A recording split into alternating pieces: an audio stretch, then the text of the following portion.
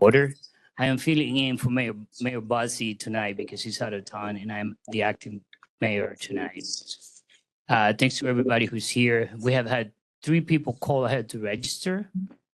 I'll go over the ground rules, which I don't really know that well, so bear with me, okay?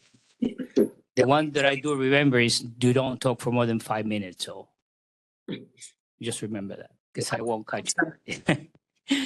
Yeah, we allow each speaker 5 minutes to speak. Make sure you say your name clearly so we have it for the record, and then speak into the microphone. Please sign your name in the log after you're done. Thank you. And Karen Lindquist is the first speaker we have listed.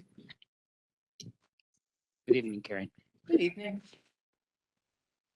Hello, I'm back after being here a couple of weeks ago, and I'm here with a proposal idea that I've shared with some of you before in an email, so it might ring familiar, but I think it's such a worthwhile idea that I hope by planting the seed again that one of these times you'll take it up. So the problem that I've identified that I think needs to be solved is plastic bags at the farmer's market. I think all of us can agree there's too many plastic bags. We have them, coming out of our ears practically at home, and we bring them to recycle. So the question is how to incentivize the vendors at the farmer's market to not use plastic bags and to then decrease the overall use of them at the farmer's market. And really there's 2 ways. You could penalize or incentivize. Penalize, and there's a 5-cent charge like they do in Edina for a plastic bag. No one likes to be punished, so the better solution is how can we incentivize? This is where the program comes in. Names could be the Bloomington Green Grocer Program, or not quite as catchy, the Verdant Vendor. I like Green Grocer more. So this is a program for Bloomington where you offer for the vendors an incentive to use the plastic bags. And I've heard from Mayor Bussey that the paper bags are more expensive than plastic, which is why they use them. So to try to, again, incentivize, you offer a discount on the cost of renting one of the booths for the summer. That discount would then offset, of course, the increased cost of the paper bags, but then they become a member of the Bloomington Green Grocer Program. So there could be signs at each of their booths with maybe an apron or a t-shirt that they get. So all of us as customers, we go and we want to go to those vendors that are more environmentally friendly, that are taking part of it. So the Bloomington residents or the customers feel good about themselves because they're taking part in this. And then you would hope too that in year 2, there would be peer pressure from, those who didn't take part in the program. They would see the people who did, that maybe had, you would hope, more customers who were going there. And it would, eventually, hopefully soon, lead to no plastic bags being used at the farmer's market. The city could also sell, recyclable grocery bags with the logo, Bloomington Green Grocer. I think it'd be an amazing model. I don't know if any farmers markets around the country anywhere do a program like this, but I think it could be a great program for Bloomington to put into place that could be a model for other cities too, to really be a way to just decrease all of the plastic bags that we have that we all know are so damaging for the environment. So that is my proposal for you, the Bloomington Green Grocer Program. Thank you. It takes a while. Thank you. Do you have any questions, Council? No. So, well, thank you. I believe that we have taken notes on that, right? So we'll follow up on that. Next person is John Minks, speaking about social media policy.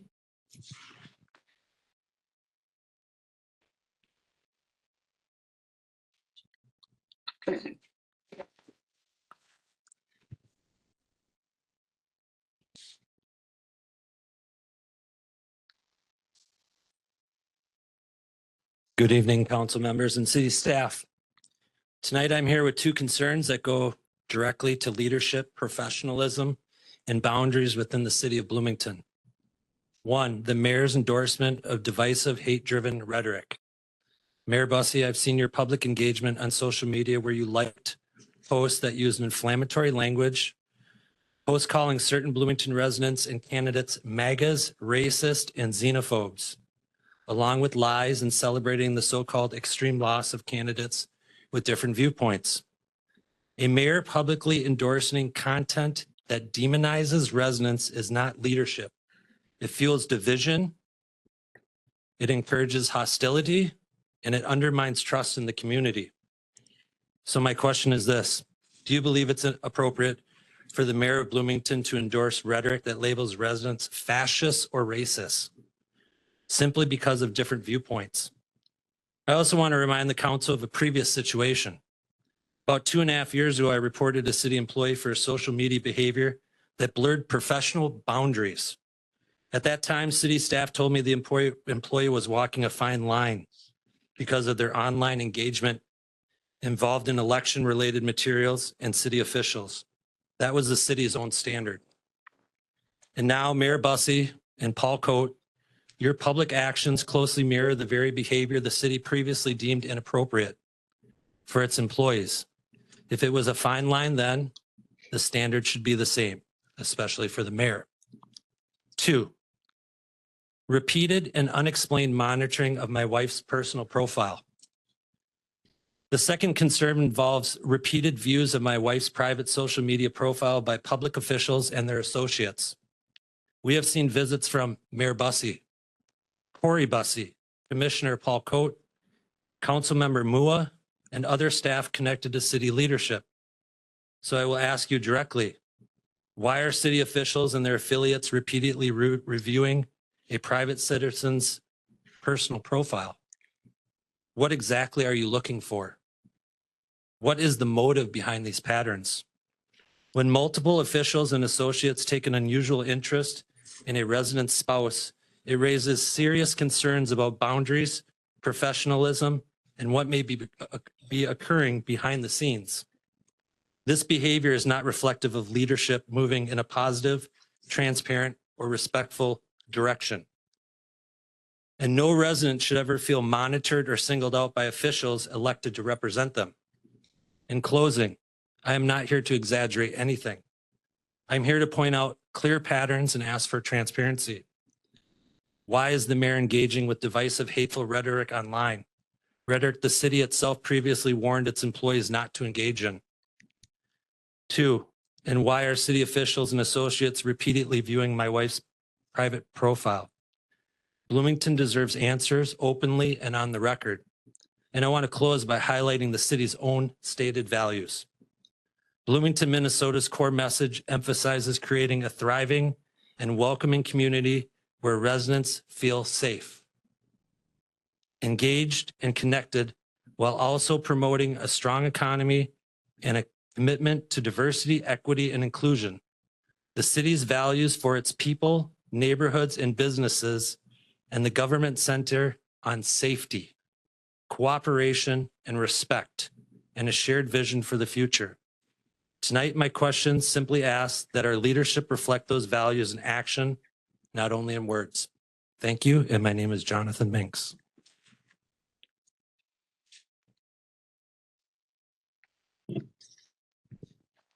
Thank you, Jonathan. Does council have any questions? All right.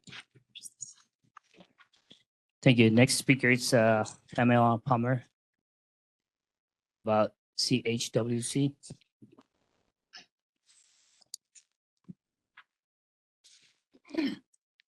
Hi, my name is Pamela Palmer.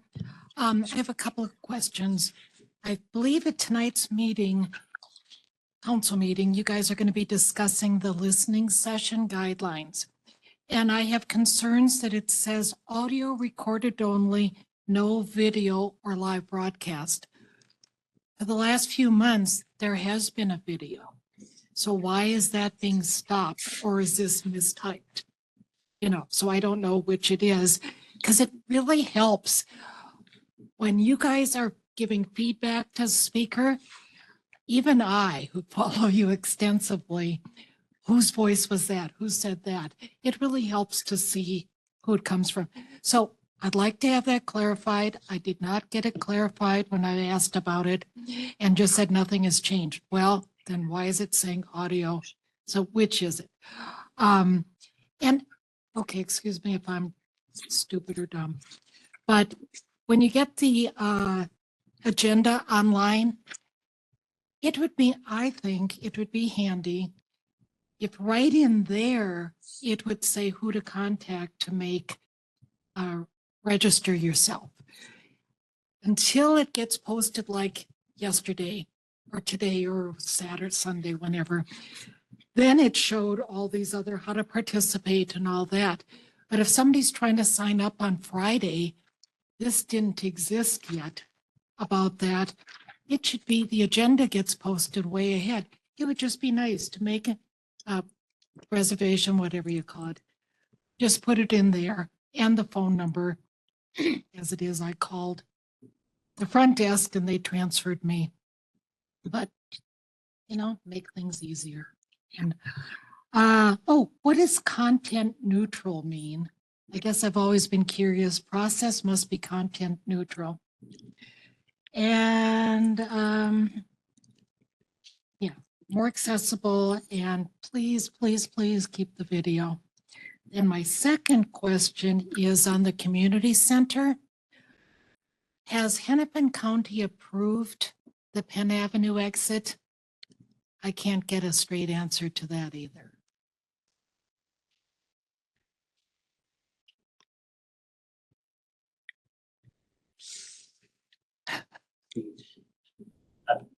Last I heard in one of the meetings we had with the 494 from the state and county is that Penn will remain the same as an entrance and exit from the freeway. However, Nicollet will be shut down. No, no, the community center. Oh, the community center? Oh, no. The last that I heard, if correct me if I'm wrong, Kathy, but what I heard is that they had approved one entrance only to the community center, not two, just Right, one, it and it will went from be on one the. To on- 2 to 1, but has that actually been approved by the county? As far as I remember, they did say yes in the last conversation we had. And why yes. won't anyone answer that? We did. Okay, but I mean, I've called, I've emailed, and my problem with emails, Denise gets everything and I can't connect with people directly. So that's very frustrating. Pam, I don't have a recollection of the exact date that we discussed that, but it was in a public meeting during the council meeting that took place. So if you don't mind. perhaps- Whenever I've read minutes or things about it, it always seems like it's proposed. So, I mean, we all know what that 86 and Penn, the in and out issues there. Speaking of which, I still have a couple minutes. Any update on that whole project? Townhomes. The Penn Avenue townhomes? Have a new sign up. That's a change, yeah. He used to be very open with me but now he's like, I can't discuss it. So then you wonder what changed. I used to be friends with Brian, so it's just kind of weird how now it's like, we can't talk about it. So those were my questions, but, thanks. I just hope that there is an exit on Penn because poor Newton is getting way too much credit. Thank you. Thank you. Right, thank you. Thank you all for participating. There are no other speakers. How do we do this? We got 5 minutes. Okay, so yes, you're welcome to.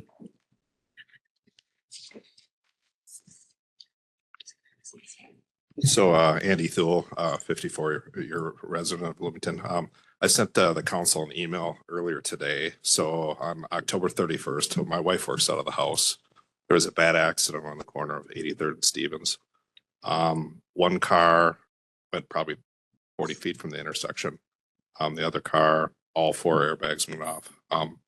We've had probably within the last 5 months, probably 3 accidents. Another one happened where a trailer flipped upside down on top of the fire hydrant on the corner. And the last 5 years, the neighbor's house on the corner, I emailed you guys, the gas meter in the corner of the house was taken out, and it actually took out the structure of the house, you know, so the neighbor is not comfortable with her grandchildren playing in the front yard anymore because of the speeds. And I know you guys have reduced the speed limits, you know, in the city and in the residential areas. And so when the cops came upon the scene of the 83rd and Stevens, they basically said, I can't believe that the city allows such intersections to exist, you know. So what we've got is high speed traffic and basically uncontrolled intersections. And you've got basically people, they don't know, nobody's really got the right of way, if you will, right? So really, you should stop at every intersection, you know, as you know. But so we've got down the residential streets is increased speed. And I know we have a nice sign shop in Bloomington. So my ask is that kind of like Richfield, kind of when I drive through Richfield, I see a lot of the intersections with stop signs, kind of the north and south side, so that the through streets from like Portland to Nicollet, you know, people kind of have the right of way and they'd have to stop at least at one of the intersections, you know. So it's only a matter of time. And so this happened on October 31st, bad one on a corner, you know, luckily nobody was hurt. Airbags went off and cars are pretty safe these days. They fold up nicely. Down 2 weeks later, November 11th, down on Clinton Avenue, same thing, big crash on the intersection, you know. There was a bus that collided with a car on our 83rd and Stevens intersection too. So it was a bus car accident. Now I see buses fly through the intersections too. I'm not gonna lie. Like my neighbor has a camera, and I could pull some video up. But these buses fly through the intersections too. It's not just cars. You know, we're talking school buses that are flying through these intersections. So I just want to bring it to the council's attention. You know, I think there's a serious safety concern, and I'm sure I'm not the only one. But I don't know if council can weigh in, but I'm very concerned, city manager, about Richfield has lots of stop signs at the intersection. So it's warming up. Testing. Hello. Okay, there you go. So just for the public who's listening, that 83rd and Stevens is a neighborhood. There are two neighborhood streets that they're just not marked. They're unmarked. So it's really not clear. And I mean, I will say that I think I brought this up when I first started on council, because I do agree that I do agree that it's not safe. The challenge I think we have in Bloomington is that we have so many of these intersections that I think it would be really challenging to put in that many stop signs. But I do think that you bring up a good point. I know every time I drive through neighborhoods, it's east side, it's west side. There are many uncontrolled intersections. And I mean, I know I'm always slowing down because I've almost gotten hit many times. So, you know, I think you bring up a really good point, and I think it would be challenging, but I would be curious to know, like, if we were going to take that approach in Bloomington, like, what would that even take? Like, and how many stop signs would that mean? And hopefully the council can look at the cost of said signs. Yep. Like I said, when you go into Richfield, you actually see these uncontrolled intersections with these stop signs on like the north and south side, where the through streets are going from Portland to Nicollet. And Portland's closed down right now. So what I think's happening is because Portland's shut down, people are just zigging through our neighborhoods right now. They're cutting over 83rd. They're taking Portland over to Nicollet so they can get on 494 type deal. So our neighborhoods are becoming their own little 494s, you know. So I wanted to just mention something real quick to you, a little history lesson, which I was interested in that too, because I grew up not too far from there, 84th and 5th. As I asked that question of one of the planning managers, I said, this is crazy. Why do we not have any stop signs anywhere up here? I mean, who gets the right of way? Well, so I'm like, well, tell me why is the case? Well, he said, well, there was a certain planning manager we had, and the philosophy was, if you don't put any stop signs out there, it will make people more cautious as they go up on the intersections, because they have no idea what to do. And so this was years ago, I think in the 60s or something like that, when they were doing that. And so I always thought that was a crazy explanation, but it really explained everything. And so with that philosophy, that was not the philosophy that Richfield or some of the other suburban areas took, but that was kind of, you know, the history behind why they do that here, and why it's like that. And so just you know, not that's right or wrong. I'm not saying we should continue to do that, but that's the history. Why? Yeah, I hope the city can just put together some kind of proposal and just kind of do studies on the intersections, because I know it's not an east or west problem. It's pretty much everywhere that people are driving faster and faster. And there's a lot of fast driving, in the city. So if you live in the neighborhoods, you kind of know to stop at the intersections. You're kind of like, you're getting your foot over the brake. You're kind of like eking through. And I do that quite a bit, and people just fly right in front of me. And live in that neighborhood. I'm going 83rd east-west, and people just fly right down the side streets. Doesn't matter which. Okay, Andrew, your 5 minutes are up. Sorry. Okay. And I just realized nobody answered my question about video. We'll be back to you on that one. Okay. Is that we can't give you an answer at the moment, so we'll Just don't know what's deciding tonight. not at the moment. We'll get back to you on it. So just That's thank what you. it says for tonight. There are no other speakers. We look for a motion to adjourn. Motion to adjourn.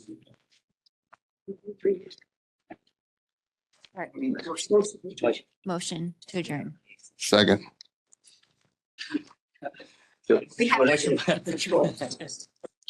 Motion by Councilmember Catter, seconded by Councilmember Oman. To adjourn our listening session, no further discussion. All those in favor, please signify by saying aye. Motion carries 4-0. This meeting is. Thank you. Thank you.